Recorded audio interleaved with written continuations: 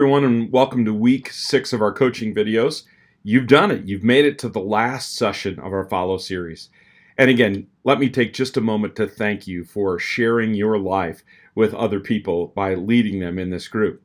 It's appropriate that I do that because week 6, that's the title of our lesson, Sharing Your Life. What we're going to learn this week is that God linked two very important things together, loving God and loving others. In fact, he said you can't separate those. If you want to love God, you've got to love other people. We're also going to learn this week that the source of that love is God himself. God gives us all the love we need so that we can be overflowing with his love for others. And we're going to talk this week about what that looks like as we live as people who love God, and then we put that love into practice by loving one another. Now, a couple of things. Maybe you're in week 6 of the series and you know you've got a few weeks left while our series continues on Sunday mornings at church. What are you going to do with those extra weeks? Well, if you haven't already planned to do so, we would encourage you to serve together somewhere as a group. Use your next group time to serve, and we have some options. Talk to your coach. We can help you think through the best way to do that. We'd also encourage you to have one final group meeting where you simply celebrate together, where you celebrate what God has done in and through you all during this time together.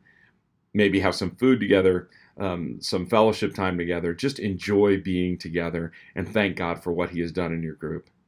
But most importantly of all, this week, we want to encourage you to think through what's next for your group. Here are some options. First of all, your group could decide you want to keep meeting together.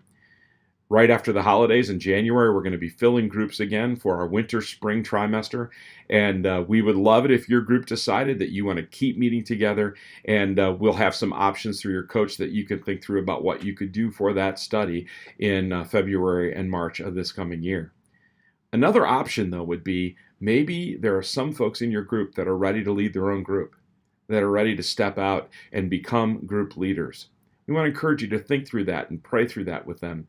Ideally, these are people that are already serving in that discipler role in your group, and they may be ready to take it to the next step and lead a group of their own.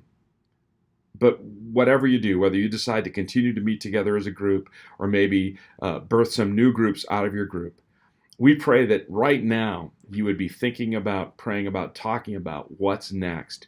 Because if you don't plan for it, probably nothing will happen at all. Again, I just want to say thank you to you for leading during this time.